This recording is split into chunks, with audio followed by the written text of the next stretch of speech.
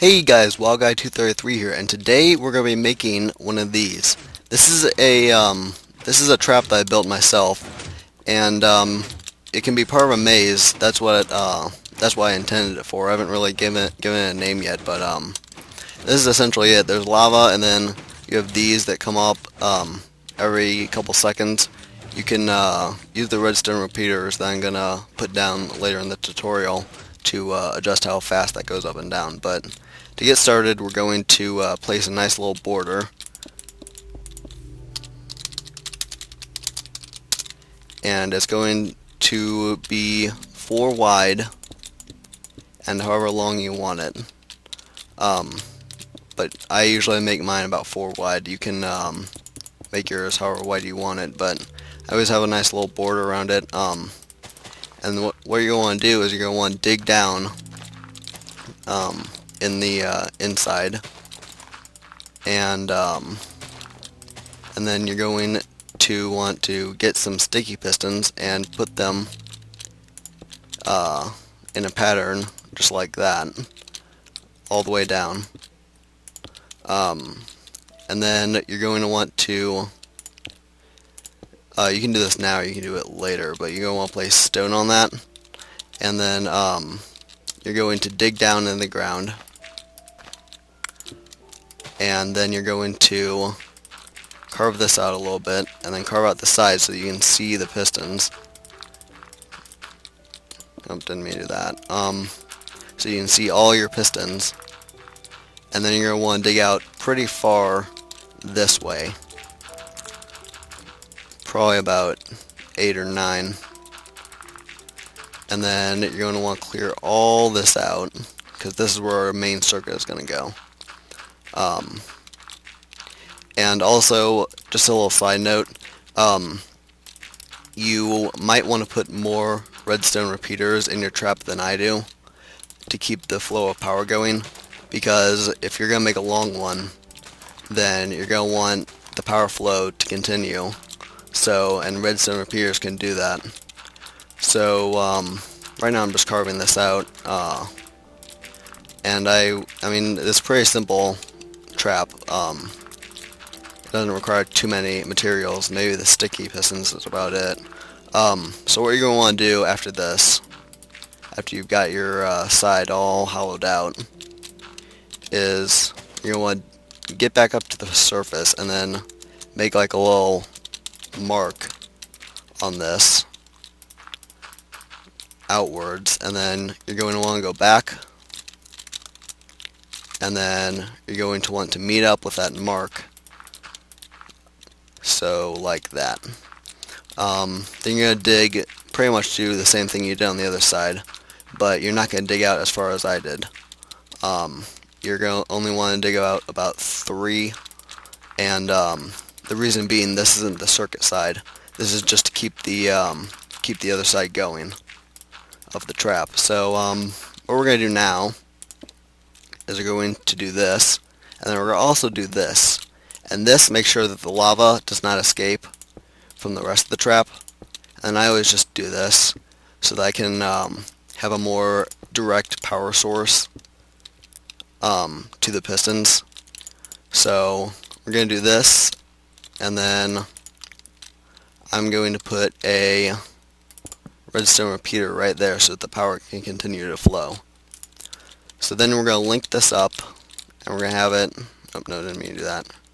We're going to have it come right about here, and then we're going to have a nice little setup just like we did on the other side, and then we're going to do pretty much the same thing.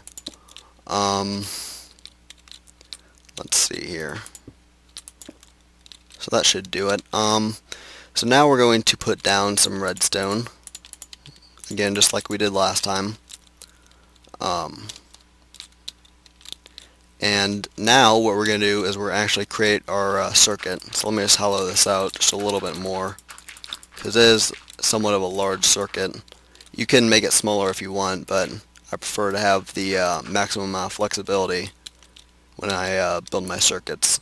So you're going to want to place a lever in a small area kind of like this, and then you're gonna want to make like a kind of like a O, like a circle kind of shape. And we're gonna take this and link them up together. And then you're gonna put a redstone repeater there, so that directs the power to the pistons. So what we do after this is we put the rest of our redstone down, and then we link it up with our circuit. So you see we have a nice little circuit here. We can kind of mess around with it. But first, in order to get the whole like space between when the pistons go up and down, we're going to put down some repeaters. And I usually set 2 to 3, or I mean 2 to the second highest, and then 1 to the last. So what we're going to do in order to create our the actual pulse is we're going to turn the lever on and then turn it off really quick. That creates a nice little pulse. And then when we come back up here, the motors are going. So what we're going to do now that we have everything, I'm going to take and put stone back here. So you see we have a nice little circuit going, and I put the lever there in case the circuitry gets messed up at all, so that you can always go back later and create a second pulse. Now what we're going to do is we're going to put lava on each of the ones we didn't put a piston on.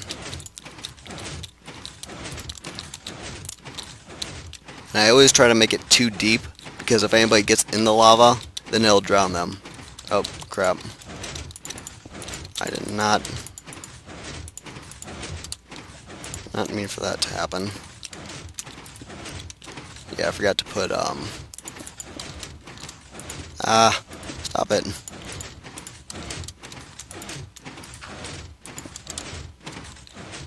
Alright, there we go. So now we can now we have our nice little flow of lava going here. And our trap is working. So it's pretty much just like a maze trap that you'd put in like a series of traps. But it's pretty fun just to mess around on, see if you can get to the other side without dying in survival mode. So that's it. That's the trap. I hope you guys enjoyed this tutorial. Remember to rate, comment, and subscribe, and I will see you next time. And if we jump up and down, you can still get out of it.